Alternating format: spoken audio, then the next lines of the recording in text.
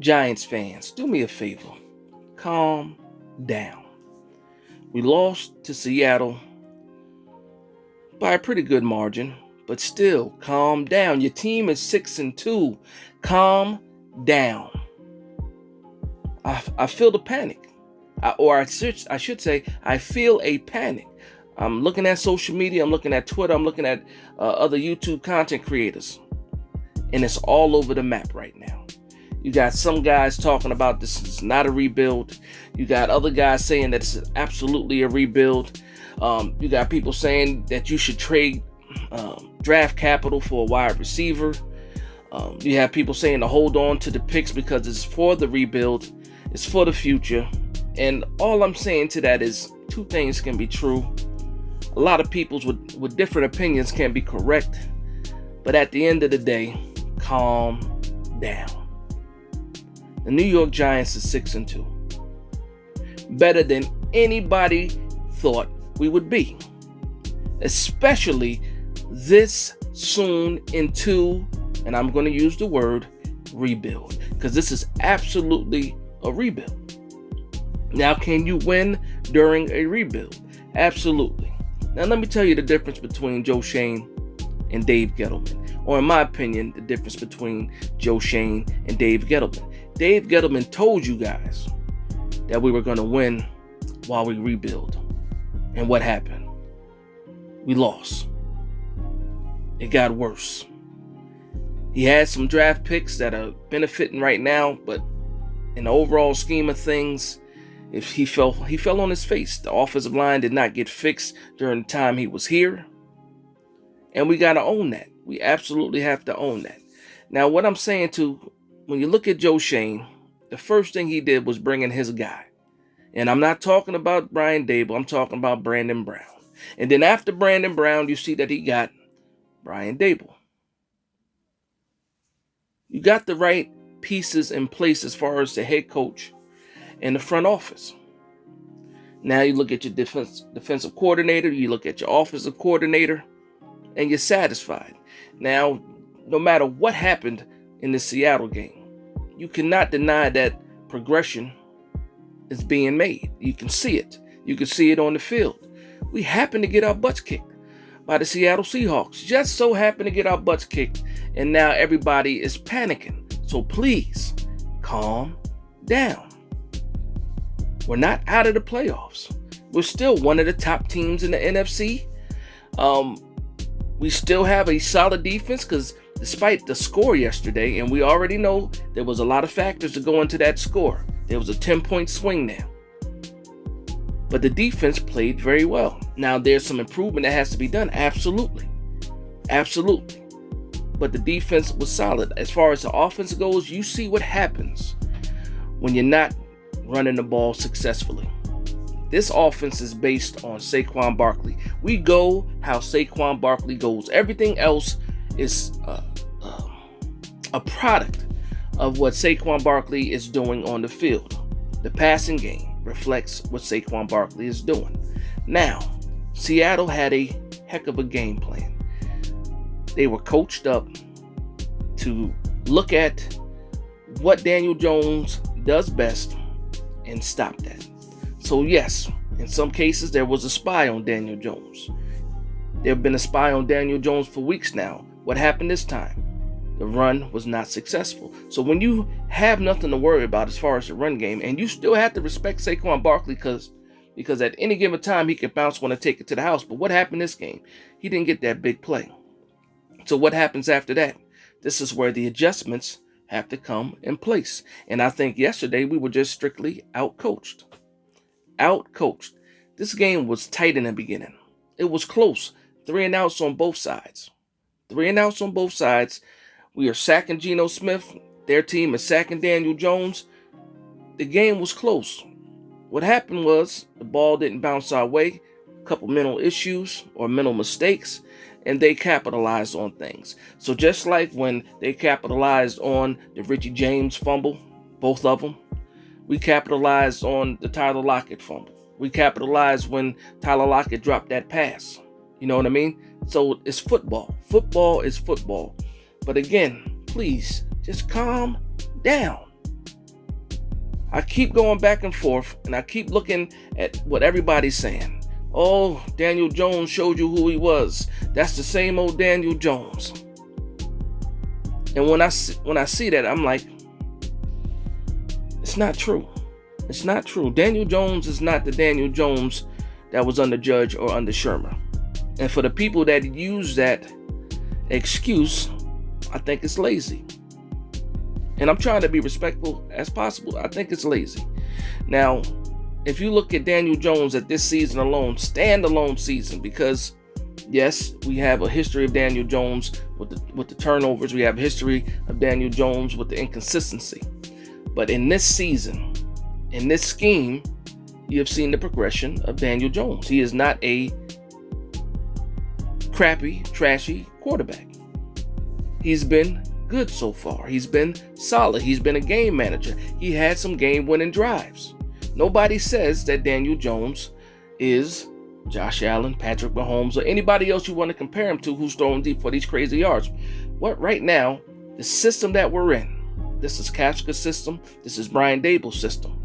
We're in this system. And right now, Daniel Jones is running this system to the best of his ability to a certain extent. Now, somebody will tell you wide receivers don't matter. And that again is a lie. That's lazy. Wide receivers absolutely matter. And there's a lot of examples out there. But what I won't do is list those examples, because once you try to do a comparison, the point gets lost. So yes, if you add a quality wide receiver to a quarterback that's up and coming, 9 times out of 10, it's going to make that quarterback better, which in turn should make the team better if the quarterback is good.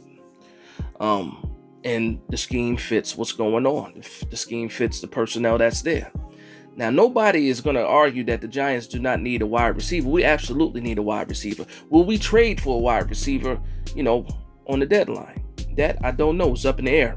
My personal opinion, I don't think it happens. I don't think it happens.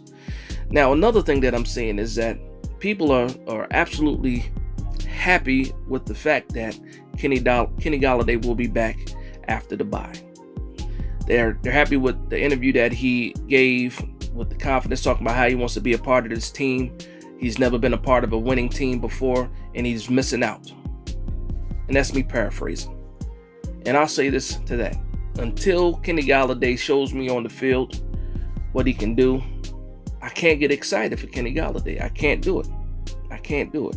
Now, I will say this. I hope that everything he wants to do, he can do it when he comes back. Because if he's doing the things that we think, or he thinks he can do, or he's capable of, then I think that all it does is help the team in overall. Now, when we talk about wide receivers, we talk about Darius Slayton being your number one. On any other team, Darius Slayton is a 2 to 3 as far as a wide receiver 2 or a wide receiver 3. On his best day, he's a wide receiver 2. On his worst day, he can be a wide receiver 4.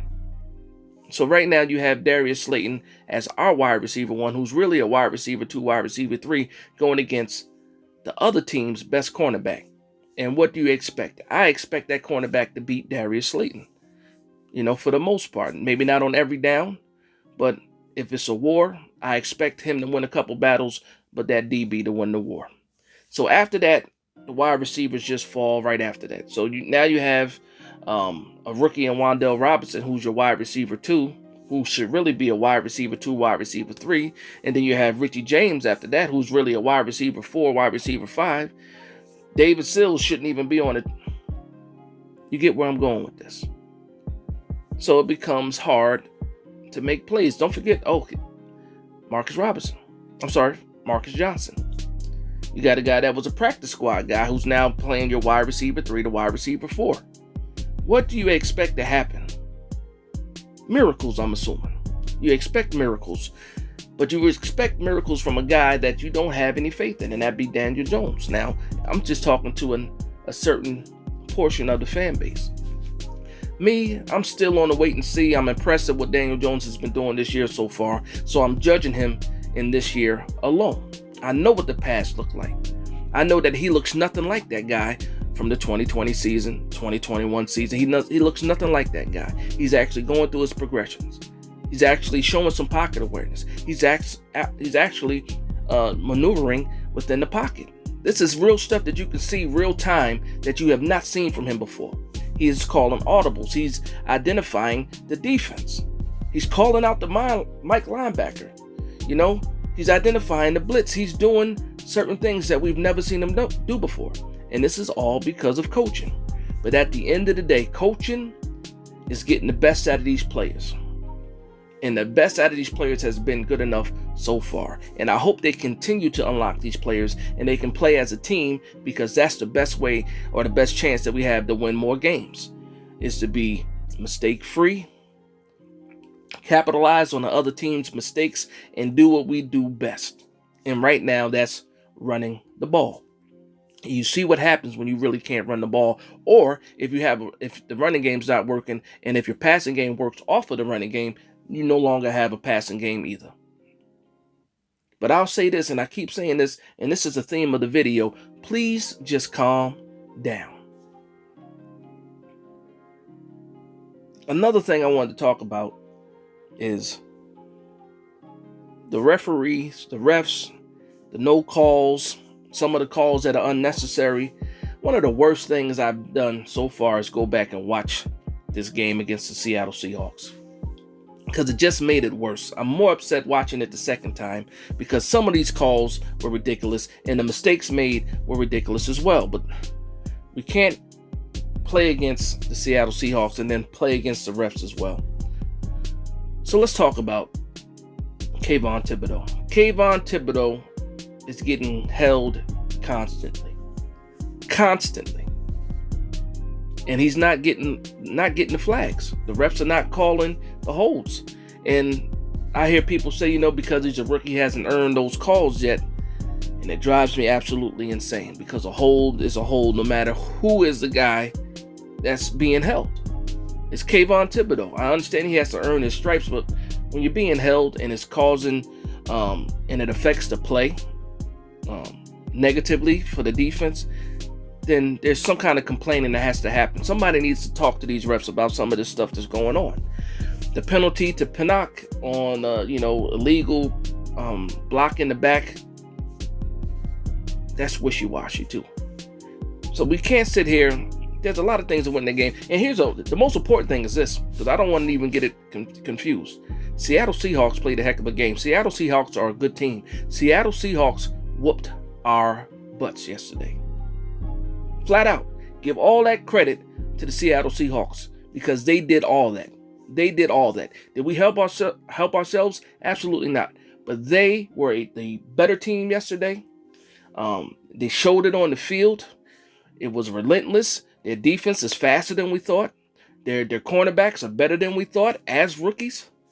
And you see it on the field. So what do the Giants have to do?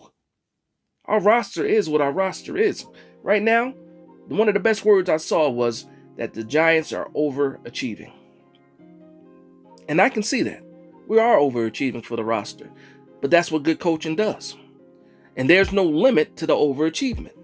Now, we can overachieve all the way into the playoffs, into a Super Bowl. But we'll still be overachievers, right? Kind of like what Cincinnati did last year. But all I want you guys to do is, we're still 6-2. I think we need to calm down as a fan base. We're still arguing over if we need a wide receiver or not, and it goes both ways. We absolutely need a wide receiver, but what do you spend on that wide receiver? What is it going to cost you? Do you want to give up that draft capital? The way these wide receivers are coming out of college, they're pretty damn good. They're coming out, and some of those guys are actually number ones. And this draft class of wide receivers is better than the one that came out last year already. But we're not guaranteed to get one of those guys. So you do what you have to do to see if something shakes loose with the wide receivers that could be on the market. Tomorrow is the trade line. What are you going to do? Do we make a move? Again, I said I don't know. But the main thing that I wanted to do, the purpose of this video, is to tell the fan base to calm down. The New York Giants is 6-2. We're still on the road to the playoffs. The team is still improving. This is a setback. You can't win them all. You cannot win them all. But please just calm down. So I want to thank you guys for vibing with me. Please like, comment, and subscribe. The channel is growing. If you're a Giants fan, like I'm a Giants fan, hit that subscribe button. Hit that like button. Share it if you really like the content. But from one Giants fan to another, this is Big Dash Knows, Big Blue Nation. Let's go.